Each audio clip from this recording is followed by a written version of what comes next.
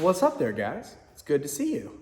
Got this long list of ideas for you. When I started to put out the channel, I started writing down all these ideas, and I was like, man, these are not just like concepts that are just 1, 2, 3. These are like all interwoven, like big macro ideas, micro ideas, trading ideas, investment ideas. Where do I start? And I want to thank you guys because you guys are here early. We're just about to hit 200 subs. I think maybe when this video posts, it will maybe have 200 subs. And that is literally because of you guys. When you guys hit the like button, when you hit that like bell, that notification bell, and you guys are watching these videos, commenting below and hitting that like, that's what's making this thing go. And in 1 week's time, we've gotten to 200 subscribers. That's amazing. That's because of you. And I super appreciate that. I've got a list of ideas. I have more than this. I have an entire notebook of ideas, things I wanted to share with you. I looked at that, just gazed at it just a minute ago, and I was like, oh, we got to share this concept. The number one thing is I'm going to build what's called a mental model. I learned this from a pretty wealthy dude. His name was Charles Koch. He was the 5th wealthiest guy at the time that I learned this from him. I worked for him. And his brother, I believe, was like the 6th wealthiest guy, but like who puts this stuff together, right? And like, why are the Saudis, like why are they never on the list? You know? But anyway, he's a pretty wealthy dude. Pretty wealthy family, multi-generational wealth, largest private company, and they went back and forth with Cargill, but largest private company in America for a long period of time. And he talked about stacking mental models. First of all, you got to have a mental model to stack a mental model. So you're developing models as you go in life. A concept of that might be that you learn, let's just say, the water cycle. For whatever reason, just pulling it out of thin air, literally, the water cycle. Now you've got this mental model of how sunlight hits, evaporation hits, it condenses, it gets thick, it rolls down, water cycle. And then you stack that on top of, say, like non-point source pollution.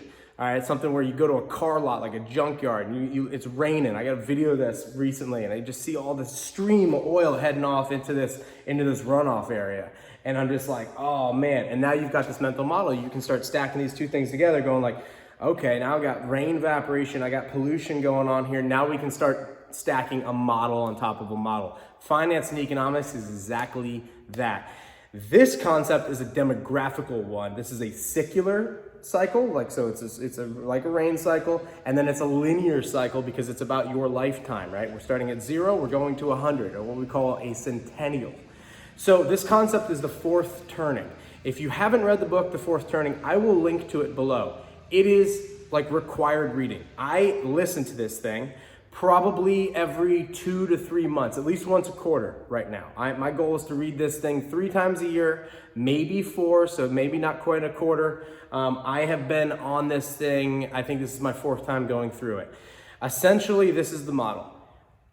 You've got 4 generations alive at any point in time, and 21 years in a generation. As that 4th one dies, it is replaced with a new generation. That is called the 4th turning. This occurs every centennial, so every 80 to 100 years, a long lifespan. And there's different demographics inside of those 4 generations. Like right now we have the boomers, and we've got the millennials, and we've got Gen Z, and then we have people that are under Gen Z, and we don't even have a name for these guys yet. I just had a nephew born today, and we don't even have a name for his generation yet. And so you've got 4 of them alive at any point in time. The one that is being replaced in our culture right now is the GIs. These are your World War IIs, right? This has been the process of them leaving society, right? They've been exiting the world, and we've got new people entering the world. Well, during that period, you've got different, I don't want to say classes of demographics, but it's obvious you got your GIs, these are some hard people. And they got kids, and these people are like, they're boomers, right? They grew up in the best of times, right? And then they had kids, or, and you got Gen X, excuse me, I missed them earlier. Sorry, Gen X. So you get the concept. But as they travel through these events, well, it so happens that Gen Z is going to be 10 years old when they go through this 4th turning. That's going to impact them. The millennials are going to be 30 to 40 years old when they go through this 4th turning. That's going to impact them. So when the millennials are in their 70s, they'll be a little bit different than the Gen Z in their 70s. But the kids that are just born like today will be completely different because they'll either be formed really heavily by these events, or they will have missed these events but be formed by people that were in these events. This is where the boomers relate to the GIs. The GIs are a tough group, right? Like you went over and you fought Hitler literally, all right? And you're not gonna take any crap from your boomer kids. Your boomer kids grow up and they're like, hey dad, guess what baby? I got VW bus, I'm gonna be a hippie. All right, and he's just like, I can't believe this. You rock and roll and all this stuff, right? Well, those guys grow up, they get, millennials, they treat their kids, they give them all trophies because their daddy GI was mean to them, right? And you get all trophies and you get to the spot where you get to a new fourth turning, which is like virus, depression, money printing, war. And it repeats over and over. And if you look at American history, every 80 to 100 years this has happened. The last fourth turning occurred in 1929. It started earlier than that. It started with World War I, so World War I to the conclusion of World War II, that was a fourth turning. All right, prior to that, it was a civil war. Like it started in the 1850s. If you read, it's a good book, The Impending Crisis, talks about the chaos that was going on in the 1850s. That came to a head in 1860, and then it concluded in 1864, and then we moved on to a new period. We built railroads, and we had a new, what we call American high. Same thing with the Revolution. You can track this thing back 6 cycles in American history, but this occurs all over the world, but in American history is the key. We are in one of those fourth turning moments. The positive to this is as you conclude this fourth turning moment, you move into a cycle called the high. And that high last time went from 1944 or 1945, the end of the war, to the Kennedy assassination. That was when like Cadillacs were being pumped out, so the lifestyles that people could enjoy, like you could work at a gas station and then you could be the guy that owned the gas station in only a few years, right? You could be a guy that had a wife at home, 3 kids, a Cadillac, and you could still buy a cabin on a lake as the gas station owner. Like there were things that were possible in the high that we look at it, and the next phase, which is like the unraveling, or what we've just gone through is the unraveling part. Without giving away too much of this book, but giving you like a synopsis, like a kind of a rounded edge of like, okay, I can see what's going on. Well, you move from the high to the Kennedy assassination where, oh, okay, guess we're not going to the moon anymore. I mean, we were, and we were doing all those things, but now it's like, oh, that era is over. The 1950s, the early 60s is over, right?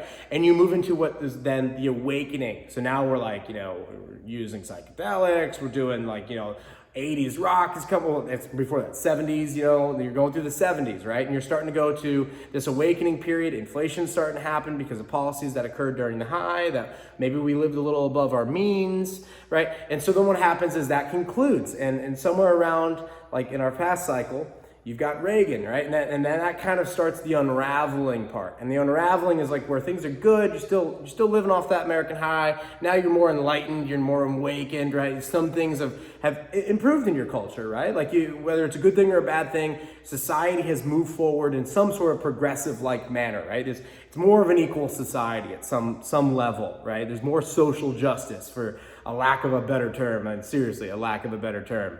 But like, so then you move into this unraveling thing, and then the unraveling pretty much concludes with like #1 song in America's WAP. All right, like you go from like, oh, Elvis Presley shaking his hips, I can't believe this. Get the kids in church, Martha, right? To like #1 song's WAP and No Parents Care. It's just on the radio in the background, take them to school, 2nd grade, no big deal, right? And then what occurs is you get to this spot where, oops, bad things are happening. All the GIs that saw the Depression, that saw World War II, that saw these things, they're no longer with us. So and all the systems that they built and they cemented into American culture in 1944, like the financial system, that they had to patch together in 1971, like during the awakening, right? That now these things are now just starting to unwind. Right? And on top of that, we've got this demographical thing. So I want you to think through this period of, you got this cycle, and then on top of that cycle, stacking 2-month models, you've got this linearness, and you've got these 4 different generations, and they're all going to play their role. I'm going to leave you with this. There's a hero archetype. Those were the GIs. 4 generations later, those are the millennials. There's a silent archetype. There's a prophet archetype. These are really interesting to look through because the silent demographic or generation never had a U.S. president until Joe Biden. He was actually the last year in his generation that could have been eligible for president, was eligible for president. Last guy remaining, right? He's kind of like the Mr. Rogers of politics back in the day, when he was a younger guy, right? Because he was a silent generation. He was a kid that grew up during the war type of time. And so that places him very differently, because the adults at that time are like, they're fighting a war. Like, we don't have time to talk to a kid, right? Just be quiet, do your thing. And so what you'll see is these trends. And so I encourage this book, The Fourth Turning. I want to let you know that we're going through a fourth turning right now. Currency debasement is part of that. Inflation is part of that. Wars and viruses are part of that. Because all of our old systems that we had back in the day have broken down, okay? There wasn't Reddit before, and Redditors couldn't get together on their iPhones and be like, yo man, let's bankrupt the hedge fund today. Okay, all right, let's do it. Let's bankrupt these guys. Like, that didn't exist, right? But back in the 40s and 50s, there was like an honest SEC, like there was, and now it's just like, yeah, I mean, Nancy Pelosi owns a lot of stocks. She makes $250,000 a year, but she has $100 million net worth. Man, Warren Buffett's a good investor, but Nancy Pelosi is literally way better than him on a percentage basis. Like, we should be taking stock advice from Nancy Pelosi. Well, these things, have occurred in our society, and now it's just like time to rebuild them. Like voting is kind of sketchy by mail sometimes, but like blockchain exists and like phone ID exists. And so now we're at that spot where all these old systems have to be washed away. They always are in a fourth turning. And then we're going to rebuild new systems. And the millennials are going to be a key factor in putting together these new systems, governed and mentored by Gen X, who's the last of the analogs. These are the last people that remember no internet, barely any cell phones. These are the last people that remember that, so they can help bring in things from the old world that we don't have. They have living memories of the World War II vets that the millennials have, but not really. Gen X, my grandfather, they know a lot about him, as opposed to the millennials are like, oh, my great-grandfather, or my great-uncle. I knew him, but he passed away when I was 9, that type of thing. For the most of us, for a large part, for the most of us. But it's important to understand that when we get through this fourth turning, we do go into an American high. And that's really what it's about. Is like, we're going to build a new world that's going to be built on new systems that no longer, that didn't exist last time. And then eventually those systems are going to break down. We're going to repeat this all over again. But ideally, the ascent of man continues to go. And then during our lifetimes, we're able to experience this. But the period that we are absolutely in is the fourth turning. I'm going to link to that book below. That's a real quick, best I can do in 12 minutes, pitch of what that is. There's many videos on the fourth turning, an hour long or so. You can get a real, true, good concept watching 45 minutes of good content, maybe an hour. You can pretty much get it. If you want to invest the 6, 9, 10 hours, whatever the book is, it's a really good way to go. But if nothing else, I would highly recommend it. It gives you a mental model and a framework to stack on top of each other to go, oh, okay, I understand. The world's crazy, but I understand why. All right, this makes some sense. So, love you guys being here. Thank you for supporting the channel. Thank you for hitting the like button. Thank you for commenting below. Thank you for sharing this with a friend. See you in the next one.